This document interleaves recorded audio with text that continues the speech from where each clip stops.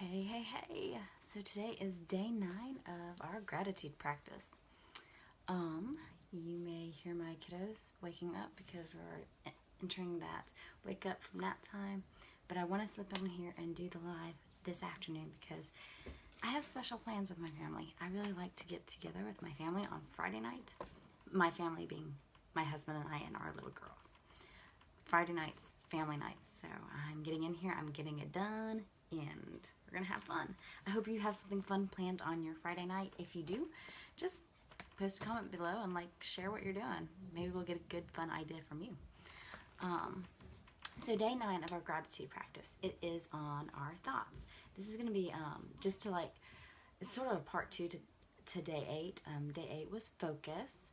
And I don't even know if I really ended that too on day 8 as far as tying it in.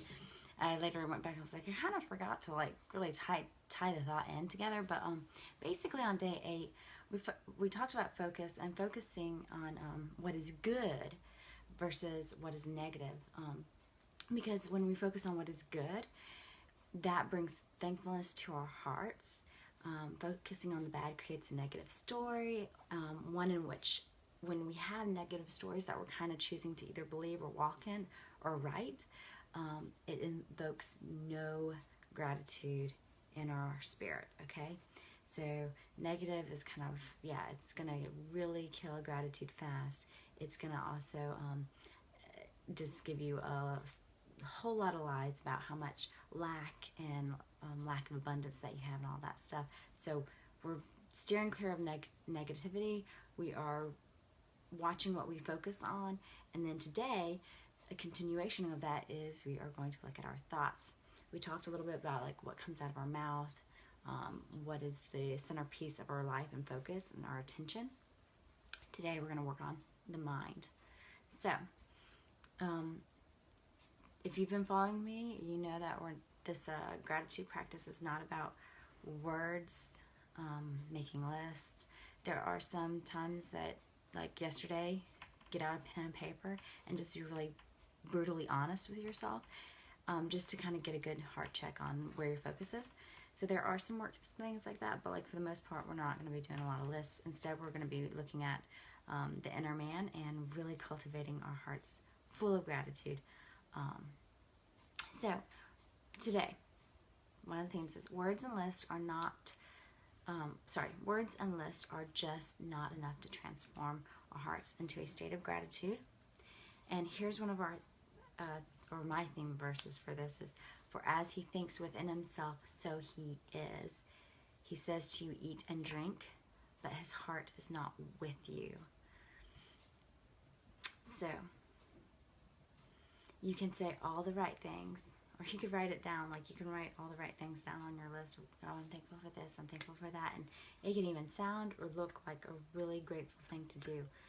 But you can say all the right things. You can sound really generous, really grateful. But your heart, like in this verse, and this verse is from Proverbs 23:7 if you want to look it up. But your heart may not be with you in that. Like the man above. Because what or how you think within yourself is who you really are. So, and that's kind of what we're trying to get down to in this gratitude practice is we want gratitude to be a state, and it really is. True gratitude is, honestly. It's a state of who you are. It's a state of being. It's not what you have or what you don't have or who you have and what you don't have. It is a state of being.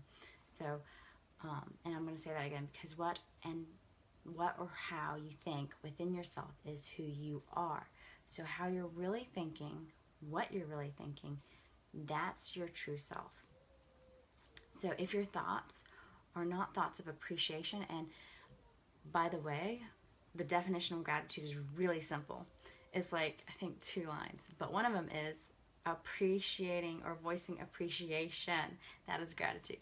So if your thoughts are not thoughts of appreciation, the very definition of gratitude throughout the day, not just a given point in the day, but several times, just part of your life constantly as you're living it, then you are missing out on what a life lived with gratitude really feels like and even looks like.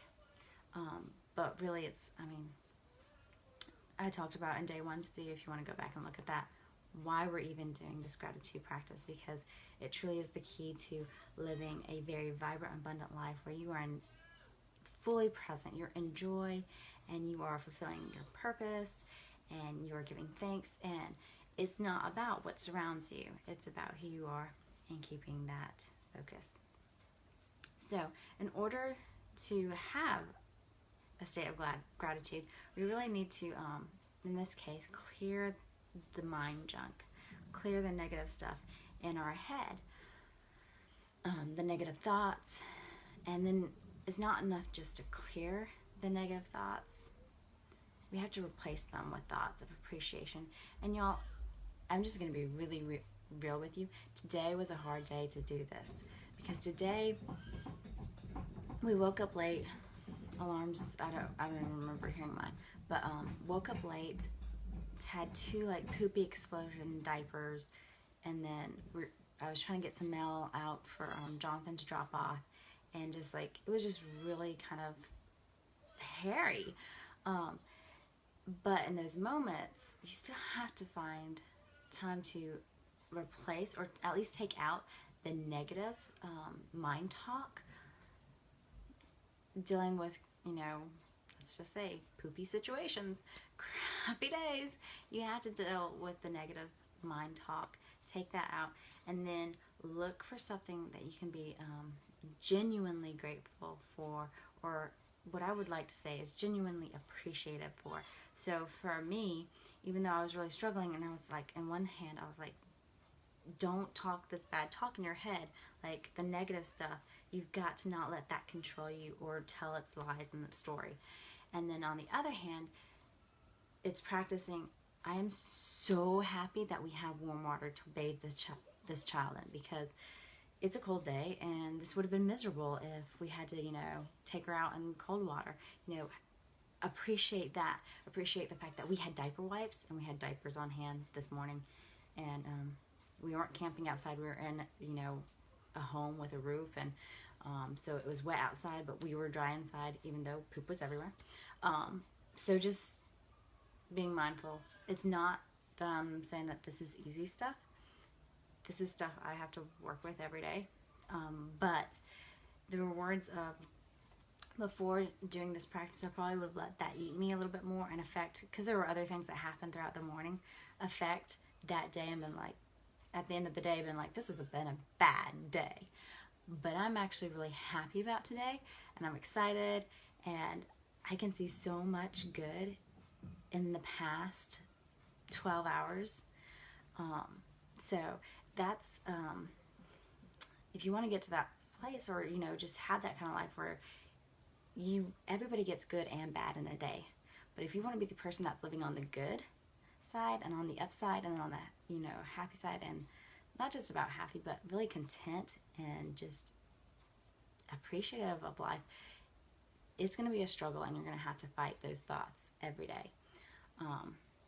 But I think it's totally worth it. And it was really neat to see, okay, it was a real struggle today, but the battle was worth it. So clear out negative thoughts and replace them with appreciation. And the simple day one exercise, for day one, it was just about every day for the 30 days, you are to take really deep breaths and inhale appreciation for that breath that you're given, and then exhale just gratitude. And doing that every day really sets the tone. If you find yourself in a really hairy moment, I personally grab my breathe oil, I take a big whiff, and I work on 3 deep inhales and 3 big exhales with that. And that slows down my thoughts, slows down my heart rate. It kind of helps me to pull out of the moment of frustration, and just to take in appreciation for the fact that I'm alive. That's opportunity right there in this moment, and that is a gift of itself, and I'm not entitled to anything else. But this is a really good gift you possess. So that was day one. If you're not doing that, or if you forgot to do that today, do that exercise. It is to be done every day for the 30 days. And then I'm going to leave a roller blend for you to put together for your mindset as we're taking the negative out, trying to clear our minds on thought of negative stuff. and then being appreciative in our thoughts. One more thing, day 10, it's going to be continuation on this. Day 8, 9, and 10.